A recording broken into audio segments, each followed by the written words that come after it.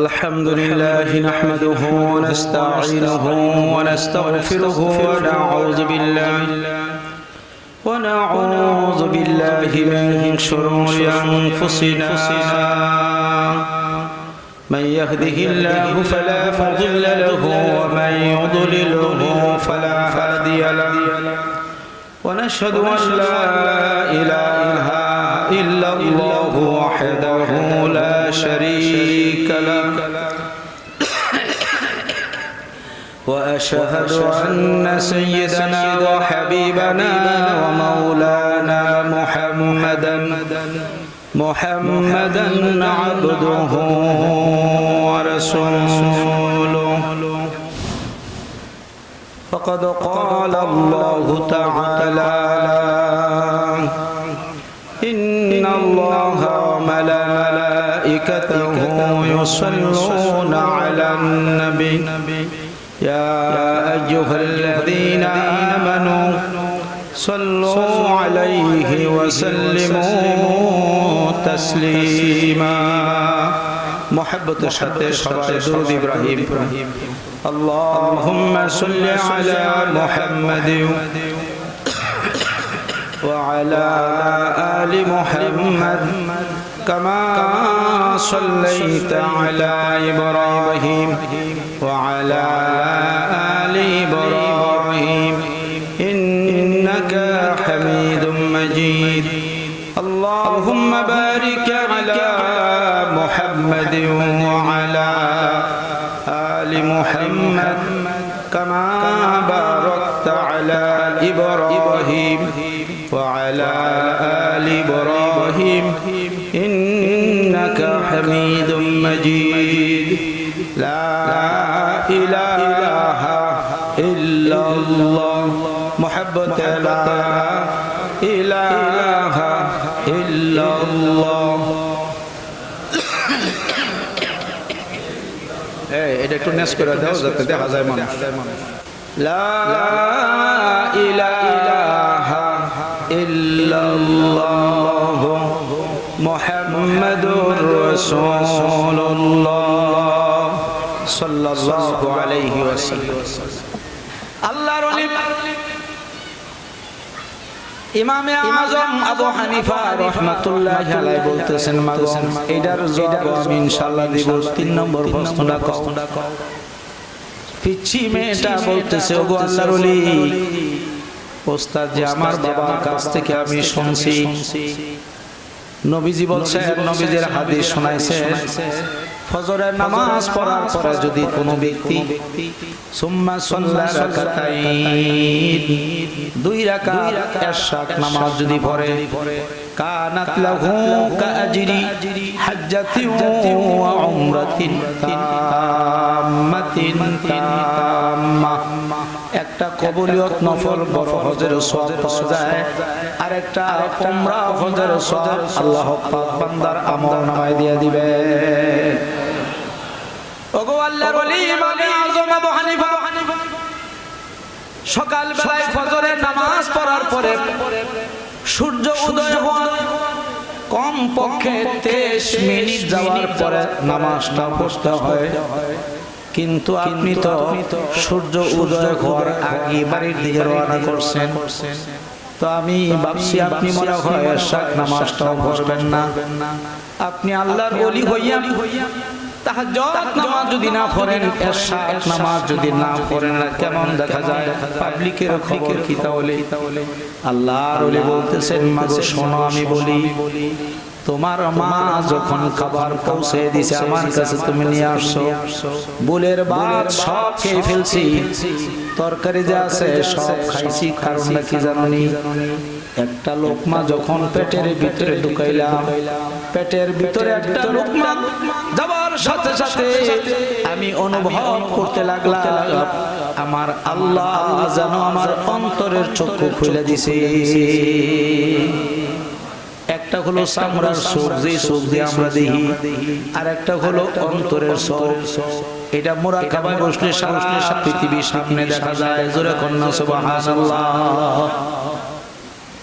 ভাইরা আমার এই চক্ষু সাহাবায়ে কেরামের ছিল এই চক্ষু স্বয়ং নবীজির ছিল। জোরে কোন সুবহানাল্লাহ। ১৫০০ মাইল দূরে গিয়া সাহাবায়ে কেরাম রাদিয়াল্লাহু তাআলা আলাইহিম আজমাইন যুদ্ধের ময়দানে যুদ্ধ করতেছেন। যোহরের নামাজের টাইমে, জুমার নামাজের টাইমে যুদ্ধ চলতেছে। ১৫০০ মাইল দূরে থাইকা মসজিদের ভিতরে খুতবারত অবস্থায় হযরত ওমর ইবনুল খাত্তাব রাদিয়াল্লাহু তাআলা আনহু ১৫০০ মাইল দূরের লোকটাকে ডাকে বলতেছে, ইয়া সারিয়াতাল জাবাল, ইয়া সারিয়াতাল জাবাল, সারিয়ারি পাহাড় সারিস না, পাহাড়ের নিচে কাফেররা দাঁড়ায় রইছে। সুবহানাল্লাহ, জোরে কোন সুবহানাল্লাহ।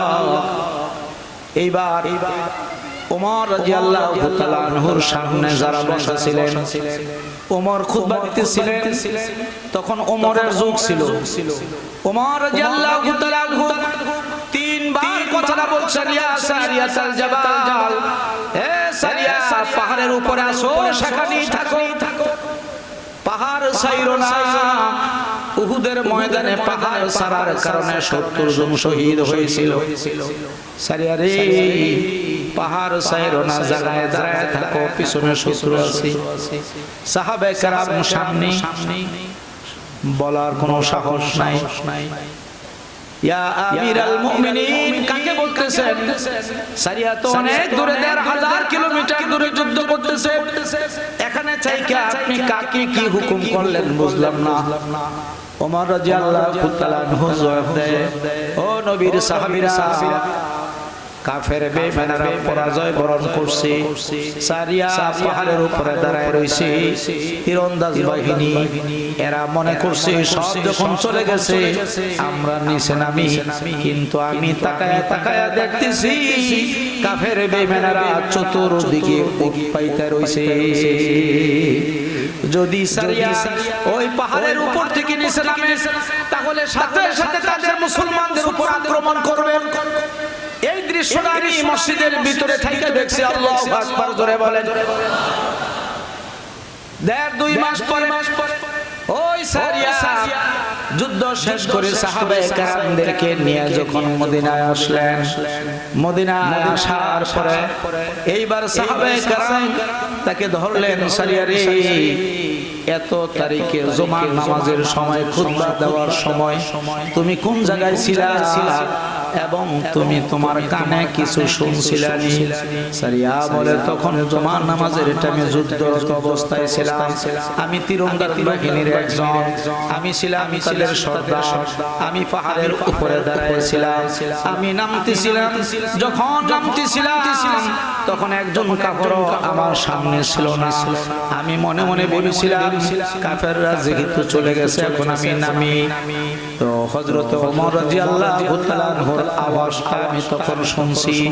তোমরা কথা বলতেছো, তোমাদের সামনে দাঁড়ায় আমি কথা শুনতেছি। যেই রকম শুনতেছি ১,০০০ কিলোমিটার দূরে থেকে ওমরের কণ্ঠের আওয়াজ আমি ওই রকমই শুনছি। আল্লাহু আকবার বলেন। তোমাদের কণ্ঠ, তোমাদের কথা আমি যে রকম শুনতেছি, ওমরের কথা ১,৫০০ কিলোমিটার দূরে থেকে ওই রকমই শুনছি। জোরে কর আল্লাহু আকবার। একবার আর দুইবার না, তিনবার হযরত ওমর আমার দমক দিয়ে বলছেন, ইয়া সারিয়াতাল জাবাল, সারিয়া রে, পাহাড় সারিস না, পাহাড় সারিস না, পাহাড় সারিস না। আল্লাহু আকবার, জোরে কর। এটা সামরার চোখ দিয়া দেখেন রে ভাই, এটা অন্তরের চোখ দিয়া হযরত ওমর রাদিয়াল্লাহু তাআলা আনহু ১,৫০০ কিলোমিটার দূরে দেখেছেন। জোরে কোন সুবহানাল্লাহ। ইমামে আযম আবু হানিফা রাহমাতুল্লাহি আলাইহি বলতেছেন, মা প্রশ্ন করেছো ঠিক আছে, তোমার মা ভাত পাকায় দিছে, তরকারি পাকায় দিছে, তরকারি দিয়া মাইকে আমি যখন একটা লোকমা ভিতরে ঢুকাইলাম তখন আমি অনুভব করতে লাগলাম আমার আল্লাহ যেন আমার অন্তরের চোখটা খুলে দিছে। তখন আমি বুঝে ফেলছি এই যে খাবার খাইতেছি এটা ১০০% হালাল খাবার। এই হালাল খাবার রাইখা আমি যেতে পারি না, আর হালাল খাবার আমি রাইখা ঘুমাইতে পারবো না। আমি যতই খাবার খাই ততই আমার কাছে ভালো লাগতেছে, আমার আত্মা শান্তি পাইতেছি। এমন কি আমি টের পাইতেছি, অনুভব করতেছি, অনুধাবন করতেছি আমার জাহান শক্তি আস্তে আস্তে আমার জন্য বৃদ্ধি পাইতেছে। জোরে কোন সুবহানাল্লাহ, সুবহানাল্লাহ। এই জন্য তোমার মায়ের প্লেটের পুরা বুলের পুরা ভাত খেয়ে ফেলছে, তরকারি যা পাক করে দিছে সব খাইছি। হালাল রিজিক রাইখা আমি বসে থাকতে পারবো না। আমি আজকে রাত্রি, গত রাত্রে তোমার মার পাক করা ভাত এবং তরকারি সুন্নত তরিকায় আমি খাই নাই, সুন্নতের পরিপন্থী খেয়েছি, কারণ এটা 100% হালাল রিজিক। মাগো হালাল রিজিকের বরকত এমন ভাবে পেয়েছি, আমি ওই যে এশার নামাজের পরে খানা দানা করছি, তখন আমার এশার নামাজের ওযু ছিল। এশার নামাজের ওযু দিয়া আল্লাহর কোরআন শরীফ তেলাওয়াত করতেছি। ইউটিউব চ্যানেল বাদশাহ ইসলামিক টিভি। এই যুবকরা যারা যারা অ্যান্ড্রয়েড মোবাইল চালাও সবাই সাবস্ক্রাইব করবা। নতুন চ্যানেল সবাই সাবস্ক্রাইব করবা তো যারা যারা আছো। হ্যাঁ, আর খালি গান শুনো না, খালি গান শুনো না। এই বাচ্চা চুপ চুপ চুপ। কোরআন শরীফ তেলাওয়াত করতেছি, যতই তেলাওয়াত করি ততই ভালো লাগে, যতই তেলাওয়াত করি ততই মজা লাগে। শুধু তাই নয়, এমন জাহান শক্তি আল্লাহ বাড়ায় দিছে। একটা কোরআন শরীফের আয়াত থেকে কোরআনের একটা আয়াত আমি গবেষণা করছি, বারংবার গবেষণা করতেছি। গবেষণা করতে করতে করতে করতে একটা আয়াত কারীম থেকে এই রাত্র সারা রাত্রে 100 মাসালা আমি বের করতে সক্ষম হয়েছি। তেলাওয়াত করতে করতে তাহাজ্জুদ নামাজের সময় হয়ে গেছে। তাহাজ্জুদ নামাজের সময় যখন হইছে তখন আমার ওযু ছিল, ওযু ভাঙে নাই। ওই এশার নামাজের ওযু দিয়া তাহাজ্জুদ নামাজটা আমি পড়ছি গো মা, যার কারণে তোমার বদনার পানি লোটার পানি লোডার মধ্যে রইছে। বদনার পানি খরচ করার সময় হয় নাই, আমার দরকার হয় নাই, প্রয়োজন হয় নাই। ও মা, আমি তোমার পানি খরচ না কইরা এশার নামাজের ওযু দিয়া শেষ রাত্রে আমি মাওলার দরবারে হাজিরা দিছি। তাহাজ্জুদ নামাজ শেষ হওয়ার পরে কিছুক্ষণ জিকির করছি। ফজরের আযান হয়ে গেছে। আযান যখন শুরু হলো আমার তো ওযু যায় নাই, ওযু ভাঙে নাই। এশার নামাজের ওযু দিয়াই আমি আজকে ফজরের নামাজটা পড়ছি। ফজরের নামাজ পড়ার পরে আমি চিন্তা করতে লাগলাম, এখন যদি সূর্য উদয় হওয়া পর্যন্ত আমি ওয়েট করি, আমি যদি এইখানে বিশ্রাম করি, আমি যদি তোমার বাসায় আসি, তাহলে আমার ক্লাস ধরতে সময় লেগে যাবে, কষ্ট হয়ে যাবে ছাত্রদের। আমি ভাবলাম এই সময়টুকু অপচয় না করে আমি হাঁটতে থাকি, হেঁটে হেঁটে আমি আবার মাদ্রাসায় যাই।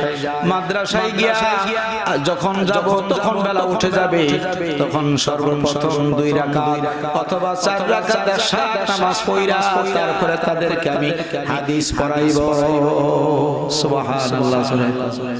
তাহলে একসাথে 3টা প্রশ্ন, একই সাথে 3 প্রশ্নের জবাব ইমামে আযম আবু হানিফা রাহমাতুল্লাহি আলাইহি দিয়েছেন।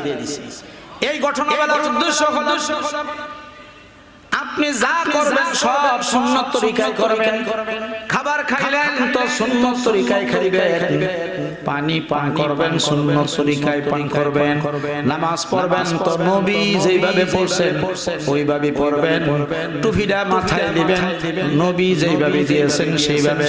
আল্লাহর হাবিব বলেন, ও দুনিয়ার মানুষেরা শোনো, মান আহাব্বা সুন্নতি ফাকাদ আহাব্বানি ওয়া মান আহাব্বানি কানা মাই ফিল জান্নাহ। কোন মানুষ যদি আমার সুন্নতকে মহব্বত করে, সুন্নতকে পছন্দ করে, সুন্নতের আমল করে, সে যেন আমাকে পছন্দ করলো, আমাকে ভালোবাসলো। সুন্নতকে ভালোবাসলো মানে আমাকে ভালোবাসলো।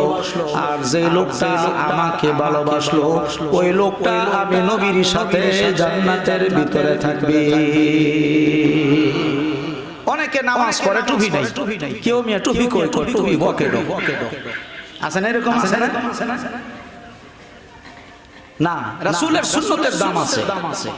রাসূলের সুন্নতের আমল করবেন। নবীর সাথে যদি জান্নাতে যেতে চান, নবী ছাড়া যাওয়া যাবে না। ঠিক কিনা জোরে বলেন? নবীর দরকার আছে না নাই?